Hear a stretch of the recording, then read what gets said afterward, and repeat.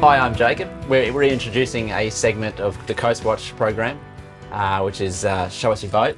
And basically what it'll involve is us going through boats with owners and just chatting boats and getting into the nitty-gritty of these classic boats and some new boats too. So we'll be taking you into the engine rooms of these boats, how the people are maintaining these boats, what's involved in maintaining a classic boat and keeping them looking like we hope they all will look for years to come. To kick off the series, we'll show you my boat, Moreton Maid.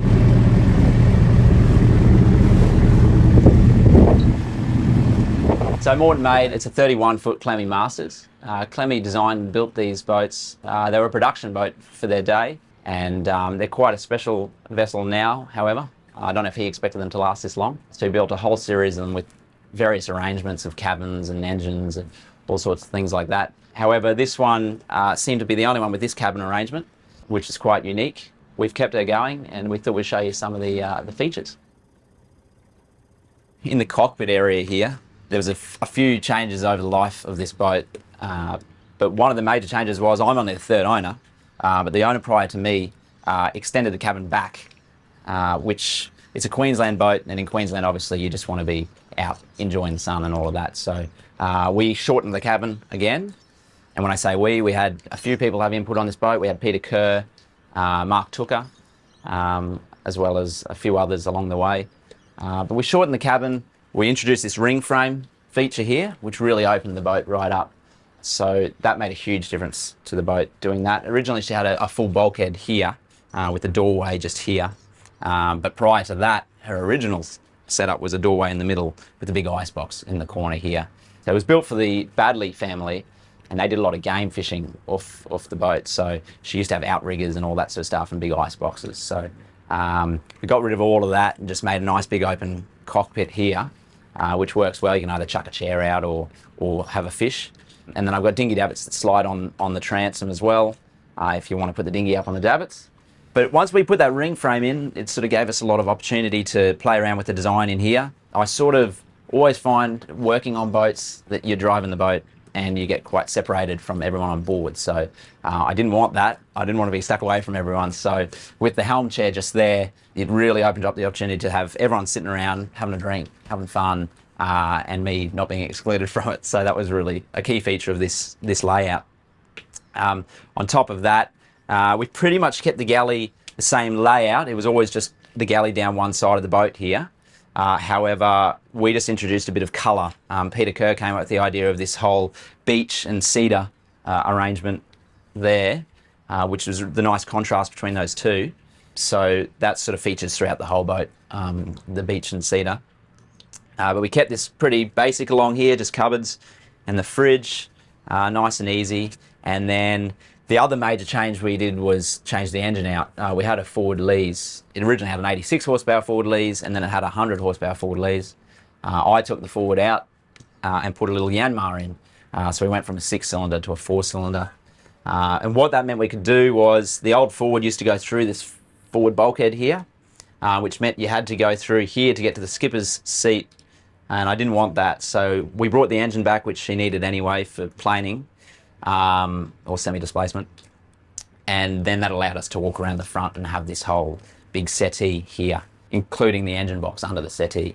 So that worked quite well and really opened up the space. It's she's a small 31-footer, but with this layout she feels quite spacious in here, so I think that worked quite well. We've got a few things on our little plaque board here, which I obviously left room to add some more awards to add to it, but very optimistically. So used to be owned by Ken Baddeley and the Baddeley family, and they used to enter all sorts of races and events with RQ and Little Ships Club. So a few of those plaques here, and then obviously the main plaque with Clem Masters in the middle there, and her builder plaque with 1964 of year of build. And that's a pretty key feature on most of these Moreton Bay cruises. You'll see a plaque of this type somewhere on board, which really gives good continuity of ownership. So here at the helm, we did have the original Yanmar panel, and Peter had the idea of getting rid of all of that and just having the gauges individually mounted. So we did that to keep that beech and cedar look throughout. The original controls an original steering wheel, which many people say, why haven't you done up the steering wheel? I really like the old look of those two items. It just gives you an idea of the age of the boat, I think. As well as, I'm sure, a small amount of laziness, not wanting to sand the steering wheel. And then just a basic little plotter there, and autopilot. I wanted to keep the chain and rod steering. I just like the feel of that. Hydraulic, you sort of lose the feeling of the boat. So this downside to that was I either had to go a little sprocket drive autopilot, or I had to go the helm unit, and we went with that on this one. So from up here, I've got a really nice visibility all the way around the boat, particularly when you're steaming along in different events and things like that, and you've got sailboats all around you. Real nice, easy visibility. As well as that, I can pop my head up through the hatch, which I do quite often. Steer with your foot, or just sit up on the roof with mates as you're steaming along. So that works quite nicely. And like I said, you're not separate from everyone else. They're all just there having a good time. So from here, I can also have a good time, which is nice, rather than being stuck in a wheelhouse away from everyone. So we're down in the, I suppose, what you call the forecastle here. Originally, it had nothing here. This was just all open. It's always had the two V-berths up forward.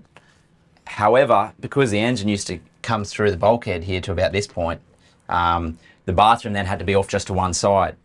So what we ended up doing was bringing this bathroom out into this corner. So now we've got a full stand-up shower and toilet wet area. So that's really nice. The other thing it had was a compression post up here, up to the roof. So in bringing this bulkhead out, we put the compression post here, and that meant we could get this nice shape to continue through with the feature of the ring frame up forward, or down aft, sorry. So yeah, I think that's quite a nice feature in here, and also softens it up as you're moving around at sea. You're not bumping into sharp edges everywhere, which is quite nice. And obviously, once again, pretty open up here. We put in plenty of portholes and ventilation. Obviously, Queensland summer gets quite hot, so we wanted to make sure it was nice and comfortable up here. So yeah, little Yanmar 4JH3, 125 horsepower. As you can see, the Yanmar is quite short, which is what sort of saved this area. The forward was quite long and went through basically this entire area you see here. So when we took the forward out, we saved about 200 kilos in weight, and we gained 25 horsepower. We did lots of fairing on the bottom, getting all the old anti-fouling off, removed the keel cooling, it had keel cooling, removed all the extra transducers that boats end up with over the years. So basically on the bottom, all that sticks out is the propellers, rudder, and two little skin finnings. And in doing all of that, we got quite a good performance from the boat. We get about 16 and a half knots top speed with fuel and water on board, and then cruise at about 12 and a half knots, somewhere around there, which has always been my dream speed, to be able to run around at that sort of 10 to 12 knots. So we're really happy with that. And at that speed, the autopilot's really happy. So you can pretty much just sit on the seat and enjoy the ride, basically. Yeah, that all worked really nice. The other thing we did on this one was always told, can't remember who told me this, with regards to engine noise, you want to stop it as soon as you can. So you should build a box around the engine to stop it from the noise from bouncing around under the deck. So we installed easily removable, I suppose you'd call them insulated baffles around the engine, and which keeps it nice and quiet when we're underway, because they are quite a high revving engine, and therefore you get a lot of noise underway. So that brought that right back to a minimum, which is nice.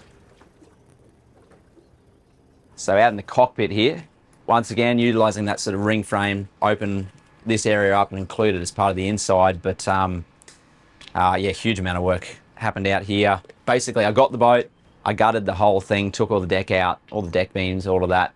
We did 32 new ribs, so that's pretty much the back half of the boat. And then we put the deck back in, engine in.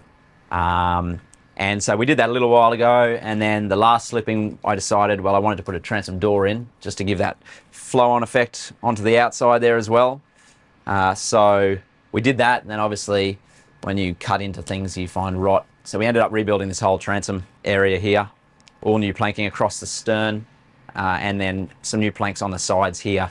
So still a bit of a work in progress out the back here, but huge area, as you can see out here. for fishing, whatever you want to do, basically.